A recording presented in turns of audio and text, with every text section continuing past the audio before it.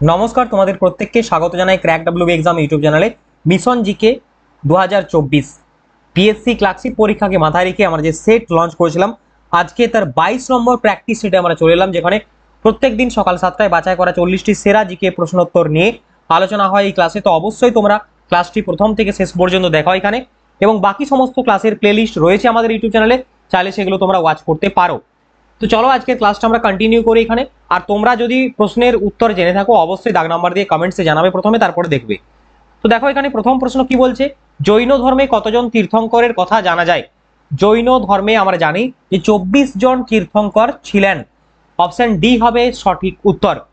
পরবর্তী প্রশ্ন দেখবো আমরা, ভারতীয় দণ্ডবিধি অর্থাৎ ইন্ডিয়ান যে পেনাল কোড বা আইপিসি বলতে পারো তোমরা সংক্ষেপে, এই আইপিসি কোন গভর্নর জেনারেলের আমলে প্রচলিত হয় এটা তোমাকে বলতে হবে। সঠিক উত্তরটি হয়ে যাবে তোমাদের এখানে লর্ড উইলিয়াম বেন্টিংকের সময় আইপিসি বা ইন্ডিয়ান পেনাল কোড বা ভারতীয় দণ্ডবিধি প্রচলিত হয়েছিল। পরবর্তী প্রশ্ন দেখো, সুফিবাদ ভারতে প্রবেশ করে কোন সময়ে? একাদশ শতকে, দ্বাদশ শতকে, চতুর্দশ শতকে নাকি ত্রয়োদশ শতকে? সঠিক উত্তরটি হবে এখানে সুফিবাদ ভারতে প্রবেশ করে দ্বাদশ শতকে। অপশন বি হবে কারেক্ট অ্যান্সার। যাব আমরা নেক্সট প্রশ্নে। দেখো 4 নম্বর প্রশ্ন কি বলছে, বঙ্গভঙ্গ কার্যকরী হওয়ার দিনে রাখি বন্ধন উৎসবের আহ্বান কে করেছিলেন? তো বঙ্গভঙ্গ কার্যকরী হওয়ার দিনে রাখি বন্ধন উৎসবের আহ্বান করেছিলেন রবীন্দ্রনাথ ঠাকুর। বঙ্গভঙ্গ কবে হয়েছিল? 1905 সালে। 1905 সালে বঙ্গভঙ্গের ঘোষণা হয়। আর বঙ্গভঙ্গ রদ কবে হয়েছিল? 1911 সালে। এই টাইপের প্রশ্নগুলো কিন্তু তোমাকে জিজ্ঞেস করতে পারে। চলো নেক্সট প্রশ্ন। 5 নম্বর প্রশ্ন বলছে, কোন সালে সর্বভারতীয় মুসলিম লীগ প্রতিষ্ঠা হয়?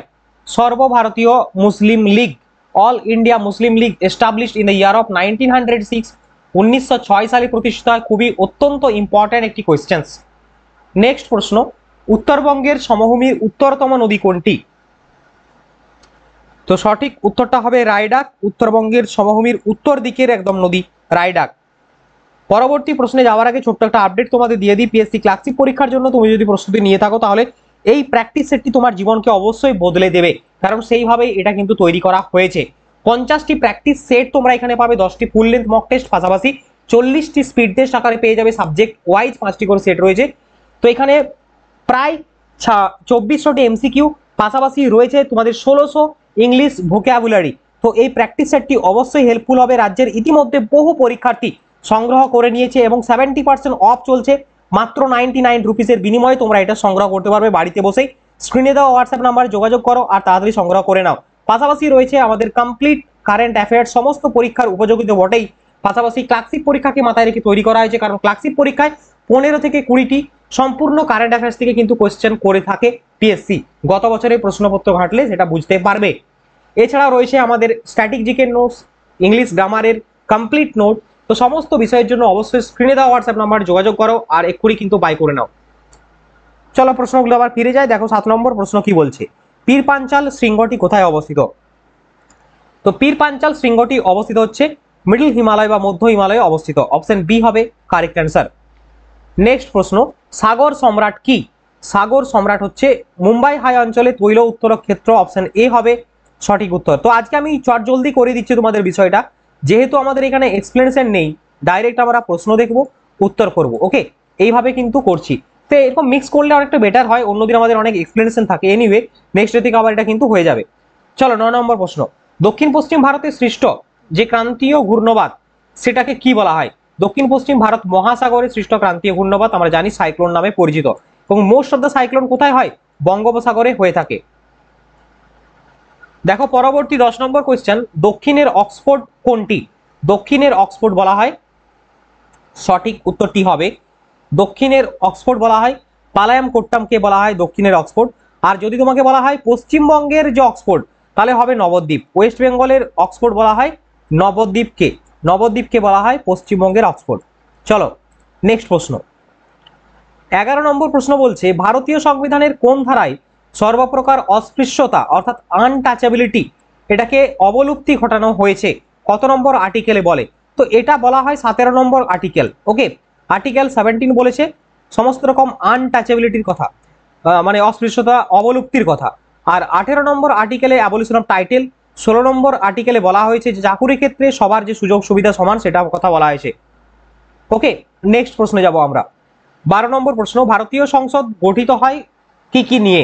তো আমরা সকলে জানি রিসেন্টলি লোকসভা ইলেকশন হয়েছে, মানে পার্লামেন্ট গঠিত হবে লোকসভা, রাজ্যসভা এবং রাষ্ট্রপতি নিয়ে। লোকসভা, রাজ্যসভা এবং রাষ্ট্রপতি, অর্থাৎ আপার হাউস, লোয়ার হাউস এবং রাষ্ট্রপতি, প্রেসিডেন্ট। অপশন ডি হবে কারেক্ট অ্যান্সার। আচ্ছা, পরবর্তী প্রশ্ন দেখো, নীতি আয়োগ। নীতি আয়োগের নীতি, এনআইটিআই, এই নীতির ফুল ফর্মটা কি বা নীতির অর্থটা কি তোমাকে বলতে হবে। তো সঠিক উত্তর কোনটা হবে? National idea for transforming India, নাকি national institution for transforming India, নাকি new idea for transforming India, না নন অফ দিস? সঠিক উত্তরটি হয়ে যাবে তোমাদের এখানে national institution for transforming India. দেখো, নীতি আয়োগ গঠিত হয় 1 জানুয়ারি 2015 সালে। তোমাদের অনেকগুলো ইনফরমেশন আমি এখানে বলে দিচ্ছি, অবশ্যই খাতা পেন নিয়ে প্রত্যেকে বসো, যদি না নিয়ে থাকো এক্ষুনি নিয়ে আসো, দিয়ে লিখে নাও এগুলো। 2015 সালে নীতি আয়োগ এস্টাবলিশ হয় 1 জানুয়ারি। এছাড়াও তোমাদের একটা গুরুত্বপূর্ণ বিষয় যেটা পরীক্ষায় পড়ে থাকে বা জিজ্ঞেস করে, নীতি আয়োগের সিও। তো নীতি আয়োগের বর্তমান সিও কে রয়েছে? বর্তমান সিও হচ্ছে সুমন বেরি। আচ্ছা, নীতি আয়োগ, এই নীতি আয়োগের প্রেসিডেন্ট কে হয়ে থাকেন? নীতি আয়োগের প্রেসিডেন্ট হয়ে থাকেন হচ্ছে আর প্রধানমন্ত্রী, অর্থাৎ প্রাইম মিনিস্টার অফ ইন্ডিয়া। আর একটা জিনিস তোমরা এখানে জানো যে নীতি আয়োগ কার মানে পরিবর্তে গঠিত হয়েছে? তো এটা কিন্তু আমাদের যে প্ল্যানিং কমিশন ছিল, সেই প্ল্যানিং কমিশনের পরিবর্তে নীতি আয়োগ এস্টাবলিশড হয়। চলো নেক্সট প্রশ্ন, হাইকোর্টের বিচারপতির কাছে মানে কার কাছে শপথ বাক্য পাঠ করেন? তো হাইকোর্ট মানে জানি আমরা রাজ্যের নির্দিষ্ট একটা বিষয়। তো হাইকোর্টের যিনি বিচারপতি তিনি শপথ বাক্য পাঠ করেন রাজ্যের যে রাজ্যপাল, সেই রাজ্যপালের কাছে। অপশন সি হবে সঠিক উত্তর। যদি এটা সুপ্রিম কোর্ট বলতো তোমাকে, তাহলে সুপ্রিম কোর্ট হলে হয়ে যেত রাষ্ট্রপতি সুপ্রিম কোর্টের বিচারপতিকে শপথ বাক্য পাঠ করান। চলো 15 নম্বর প্রশ্ন দেখো, বলছে বিদেশি মুদ্রা বিনিময়কালে প্রযোজ্য করকে কি বলা হয়? তো বিদেশি মুদ্রা বিনিময়কালে যে প্রযোজ্য কর, সেই করটাকে বলা হয়ে থাকে টবিন কর। অপশন সি হবে কারেক্ট অ্যান্সার, ইকোনমিক্স থেকে কোশ্চেন, টবিন কর বলা হয়। 16 নম্বর প্রশ্ন, অর্থ কমিশনের প্রথম সভাপতির নাম কি? তো ফার্স্ট যিনি সভাপতি ছিলেন তিনি হচ্ছেন কেসি নিয়োগী। অপশন বি হবে কারেক্ট অ্যান্সার। নেক্সট প্রশ্ন, ওয়ার্ল্ড ইকোনমিক আউটলুক প্রকাশ করে কে? এটা হচ্ছে আইএমএফ বা international monetary fund world economic outlook প্রকাশ করে। এর হেডকোয়ার্টার রয়েছে ওয়াশিংটন ডিসিতে। নেক্সট প্রশ্নে আমরা যাব, এশিয়ার কোন দেশ পৃথিবীতে সর্বোচ্চ পরিমাণে পণ্য রপ্তানি করে থাকে? 18 নম্বর কোয়েশ্চেন। সব থেকে বেশি পণ্য রপ্তানি করে যদি, সেটা হচ্ছে চায়না। অপশন ডি হবে সঠিক উত্তর। তারপর দেখো, নিম্নের কোনটি অস্থির সঙ্গে অস্থির অর্থাৎ বোন টু বোন কানেক্ট করে? সেটা হচ্ছে লিগামেন্ট। আমরা জানি অনেকে লিগামেন্ট ছেড়ে যায়, তো বোন টু বোন কানেক্ট করে হচ্ছে লিগামেন্ট। পরবর্তী কোয়েশ্চেন, অস্থির রস কোথা থেকে খরিত হয়? তো অস্থির যে রস সেটা খরিত হয় কোথা থেকে? সঠিক উত্তরটা হয়ে যাবে ক্রিপস অফ লিভারফুন। অপশন সি হবে সঠিক উত্তর। নেক্সট 21 নম্বর কোয়েশ্চেন, আলোর প্রভাবে উদ্ভিদের বৃদ্ধিকে কি বলা হয়? তো আলোর উপস্থিতি বা প্রভাবে উদ্ভিদের যে বৃদ্ধি তাকে বলা হয় ফটোট্রপিজম। অপশন ডি হবে সঠিক উত্তর। পরবর্তী প্রশ্ন দেখো, ক্লাসটা ভালো লাগছে তো প্রত্যেকে? যদি ভালো লাগছে অবশ্যই একটা লাইক শেয়ার কমেন্ট করে দিও। আর কোনখান থেকে তোমরা ক্লাসটা দেখছো মাস্ট কিন্তু প্রত্যেকে কমেন্ট করে জানিও, তাহলে আমরা কিন্তু তোমাদের এই কমেন্টের দ্বারাই উদ্বুদ্ধ হই এবং ক্লাস নিয়ে আসতে আরো বেশি করে মোটিভেটেড হয়ে থাকি। 22 নম্বর প্রশ্ন, উদ্ভিদদেহে জল সরবরাহ যার দ্বারা হয়ে থাকে? তো জল সরবরাহ হয়ে থাকে এখানে এই অপশন অনুযায়ী হয়ে যাবে তোমাদের সঠিক উত্তর। অপশন ডি, অ্যাডহেশন ফর্মের মাধ্যমে, কিন্তু অ্যাডহেশন ফোর্সের ফর্মের মাধ্যমে জল সরবরাহ হয়। নেক্সট দেখো 23 নম্বর প্রশ্ন, বাহ্যিক চুম্বক ক্ষেত্রের প্রভাব থেকে কোন যন্ত্রকে মুক্ত রাখতে ব্যবহৃত হয়? কোন যন্ত্রকে মুক্ত রাখতে ব্যবহৃত হয়? তো এটা হচ্ছে সঠিক উত্তর হয়ে যাবে তোমাদের কাঁচা লোহার আচ্ছাদন। অপশন ডি হবে কারেক্ট অ্যান্সার। নেক্সট 24 নম্বর প্রশ্ন, অপটিক্যাল ফাইবার কার্যনীতি হলো, এটা আমরা ফিজিক্সের ক্লাসেও পড়েছি, পাশাপাশি আমরা অনেকবার দেখেছি। তো অপটিক্যাল ফাইবার এটা কিন্তু আই আর অর্থাৎ টোটাল ইন্টারনাল রিফ্লেকশন, যেটা আভ্যন্তরীণ পূর্ণ প্রতিফলন বলা হয় বাংলায়। এটা মরুভূমির যে মরীচিকা, অপটিক্যাল ফাইবার, এগুলো কিন্তু টোটাল ইন্টারনাল রিফ্লেকশনস এগুলোর কিন্তু কাজ করে থাকে। Option C. নেক্সট, নিম্নলিখিত রাশিগুলির মধ্যে ভেক্টর রাশি কোনটি? তো ভেক্টর রাশি মানে আমরা জানি যার মান এবং দিক উভয় থাকে। তো মান এবং দিক, কৌণিক ভরবেগ বা যে অ্যাঙ্গুলার মোমেন্টাম, সেটা হচ্ছে মান এবং দিক উভয় রয়েছে। পরবর্তী 26 নম্বর প্রশ্ন, সম্প্রতি অশ্বার হইতে 3 তারকা গ্র্যান্ড পিক্সে ইভেন্ট জয়ী প্রথম ভারতীয় হচ্ছে? 3 তারকা যে ইভেন্ট, সেখানে গ্র্যান্ড পিক্স জয়কারী ভারতের প্রথম যদি আমরা দেখি শ্রুতি ভোরা হবে সঠিক উত্তর। কারেন্ট অ্যাফেয়ার্স থেকে, নিচের কোনটি একটি বদ্ধ সিস্টেম? তো একটি ক্লোজ সিস্টেম যদি আমরা বলি সেটা হচ্ছে স্টিলের কেটলিতে তৈরি চা হচ্ছে বদ্ধ সিস্টেম। পরবর্তী, নিচের কোন মৌলটি পর্যায় সারণী 17 নম্বর শ্রেণী অর্থাৎ গ্রুপে নেই বলেছে?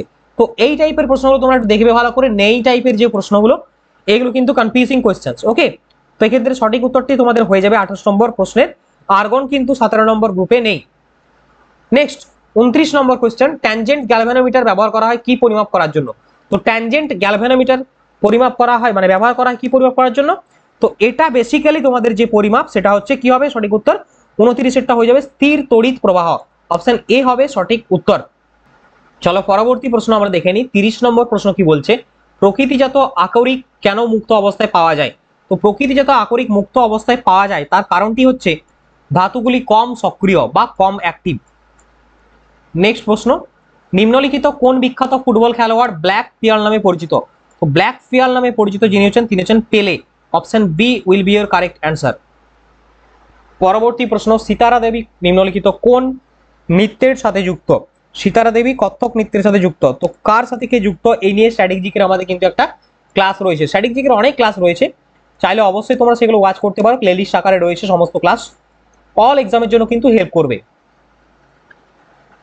33 নম্বর কোয়েশ্চেন, পশ্চিমবঙ্গের জাতীয় সঙ্গীত হলো? তো এটা কিন্তু আমরা অনেকবার করেছি, এটা আমরা ডিসেম্বর 2023-এর যে কারেন্ট অ্যাফেয়ার্স সেইখানেও বিশেষ করে এসেছিল, কারণ এটা তখনই লঞ্চ করা হয়। বাংলার মাটি বাংলার জল পশ্চিমবঙ্গের জাতীয় সঙ্গীত ঘোষণা করেছেন রাজ্যের মুখ্যমন্ত্রী।